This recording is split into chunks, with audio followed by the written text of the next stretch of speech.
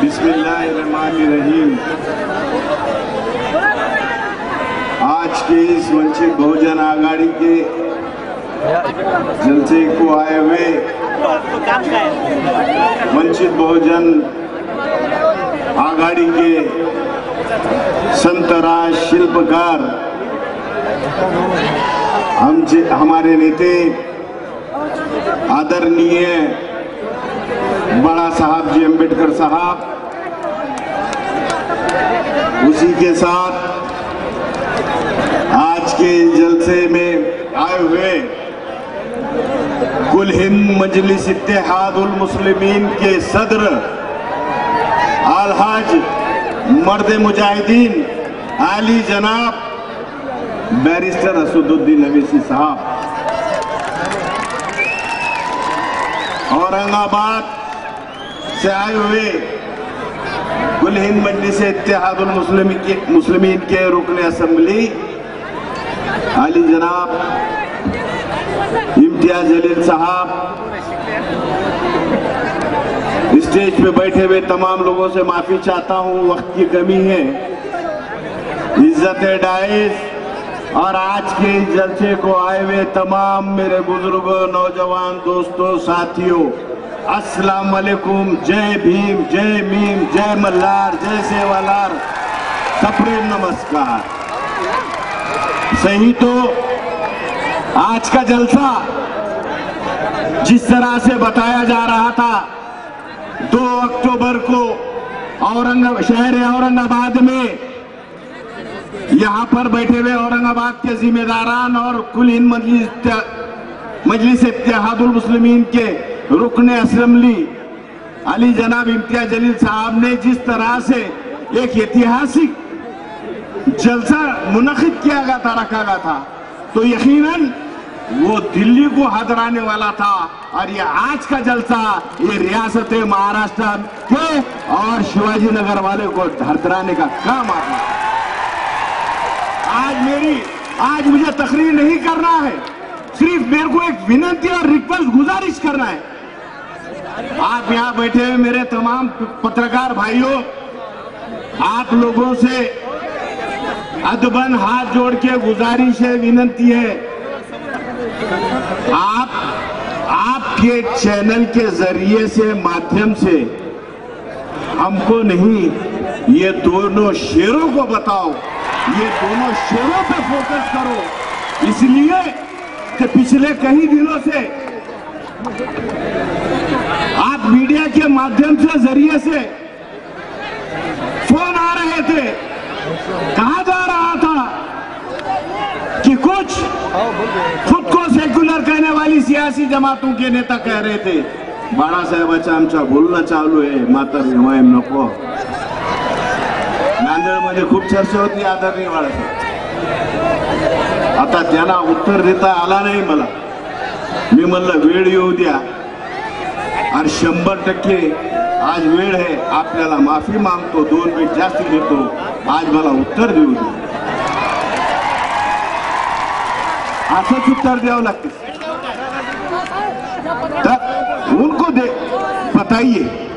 और यहाँ पर ये जो सड़ों का संबंध, ये जो जन समुदाय है, ये जरा उनको भी बताइए कि ये अवाम क्या चाहती है, नेता नहीं, ये अवाम चाहती है।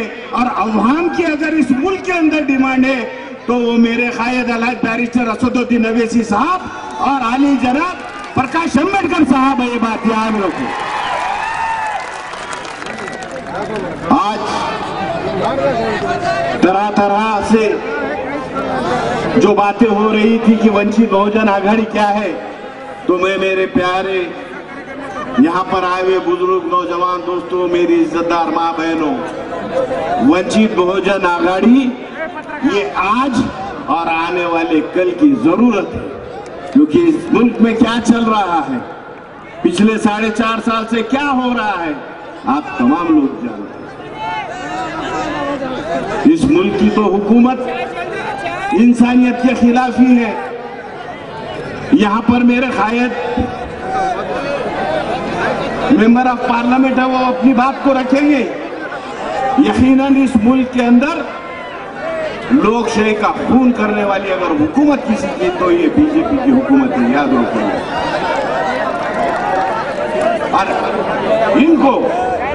और इनके साथ साथ जो हमको कमजोर समझ रहे हैं, जो कह रहे हैं, उनको भी अगर जवाब देना अगर है तो यकीनन आपको हमको इसी तरह एक इतिहाद के साथ वंचित बहुजन आघाड़ी के साथ रहना पड़ेगा, याद रखो मेरे दोस्त। आदरणीय बाला साहब जी, अब ये आघाड़ी का तो यकीनन अब किसी को प्रूफ और इतिहास देने की जरूरत नहीं है, जवाब देने की जरूरत नहीं है। मेरे प्यारे पत्रकार भाई बैठे हुए आप लोग देख लो, और जिस तरह से अफवाह की जा रही थी, गलतफहमी फैलाई जा रही थी, तो आप लोग जान लो कि ये क्या है। अब तो नहीं एक बात चालू होगी साहब, एक नया माहौल चालू होगा। ये वंचित बहुजन आघाड़ी तो ठीक है, ये दलित मुस्लिम तो सिख भी ठीक है, ये धनगर समाज का तुम्हारा कसा समीकरण हुआ। आता मला सांगा, दलित मुसलमानाचा चलते ते जमला कसं ते तर नंतरचं आहे, आणि धनगराचं कसं जमते तुम्हाला। आता साहेब, त्या दिवशी आपलेच होते काही फट, त्याच्यासोबत आमचा एक धनगर समाजाचा मित्र होता। मी म्हणलं योगवेळी 17 तारखेला तुला उत्तर देऊ। अरे येड्यानो, धनगर समाजाचा मुसलमानाचा नाही जवळचा नाता आहे, कारण धनगरांची शेळी मेळी ते आम्हाला मुसलमानाला द्यावं लागते, नाता आमचा आहे, आमच्या जवळचा नाता है। अब इनका शेड़ी मेड़ी का धंधा वो हमारे साथ, इसलिए मुसलमानों का धनगरों का समीकरण बनाए हैं, और दलित और मुसलमानों का, अरे इनका तो हमारा खान पान का नाता और रिश्ता है। अब ये भी समझाना पड़ेगा, तो इसलिए मैंने कहा जो अनहोनी है उसको होनी करने के लिए इस मुल्क के अंदर दो ही वाहे शेर है, एक मेरे कायद अलहज बैरिस्टर असदुद्दीन अवैसी साहब और दूसरे आदरणीय बाला साहब है। रही बात नांदेड़ के विकास के ताल्लुक से, आदरणीय बाला साहब जी और आदरणीय मेरे कायद इस नांदेड़ जिले के खासदार, अखिल भारतीय कांग्रेस कमेटी के अध्यक्ष, इन्होंने 4.5 साल के अंदर नांदेड़ लोकसभा के अंदर 10 तालुके आते हैं साहब। नांदेड़ जिला सबसे बड़ा है, 16 तालुकों का जिला है, मगर एक भी तालुके को विकास निधि नहीं दी है, उसका मेरे पास प्रूफ है। अगर खासदारकी की 4.5 साल अगर निधी कुठं गेली तर त्याच्या बायकोच्या मतदारसंघात गेली, जाऊन तुम्ही हा जाऊन